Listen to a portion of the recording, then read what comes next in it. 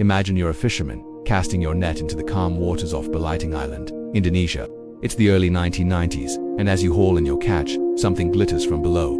Not fish, but fragments of ancient porcelain. This accidental discovery wasn't just a lucky find, it was the first clue to unlocking one of the greatest maritime mysteries of all time, the Belitung shipwreck. For over 1,000 years, a ship loaded with treasure lay silently just 17 meters beneath the Java Sea, a perfectly preserved time capsule from a forgotten age.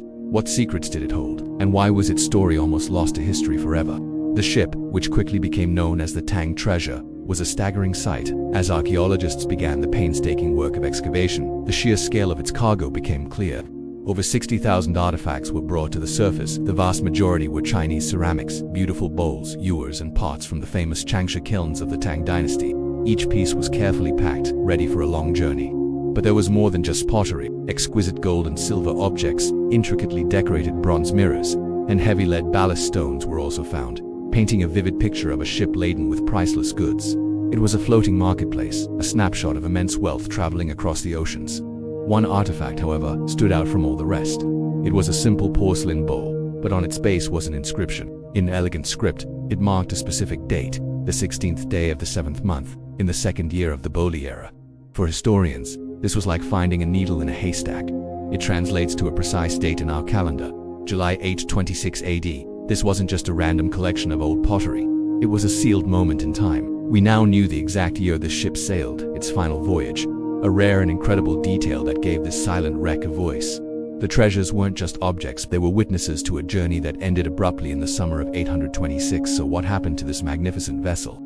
Based on the cargo's origin, experts are confident the ship began its journey in southern China, likely from the bustling port of Guangzhou. Its destination, the thriving markets of the Middle East, thousands of miles away in the Abbasid Caliphate.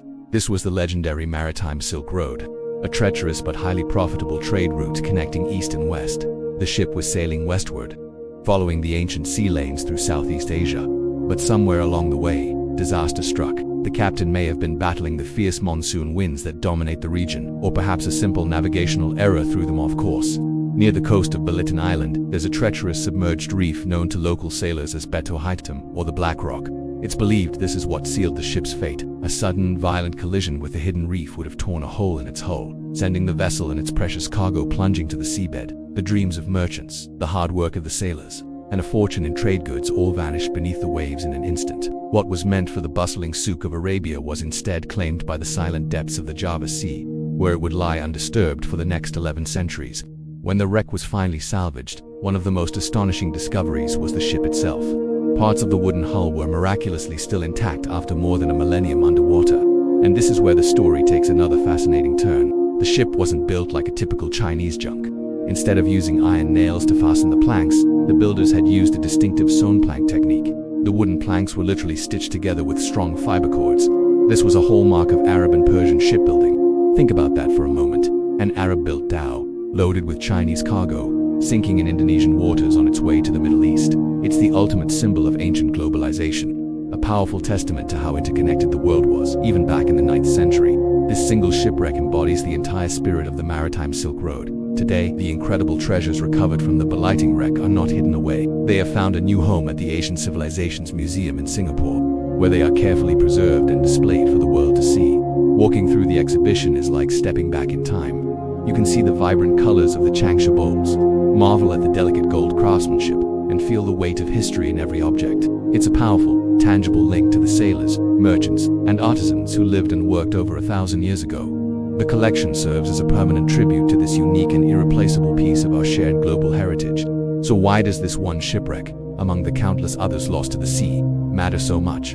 The Belitung wreck is the oldest and most complete vessel from the Maritime Silk Road ever found. It is physical proof of a massive organized global trade network that existed long before many believed possible. We often associate this kind of global exchange with later European explorers like Marco Polo or Vasco da Gama, but this ship proves that a vibrant, sophisticated, and truly international trade system was already thriving centuries earlier, connecting the great civilizations of China, Southeast Asia, India, and the Arabian Peninsula. It completely rewrites our timeline of global trade.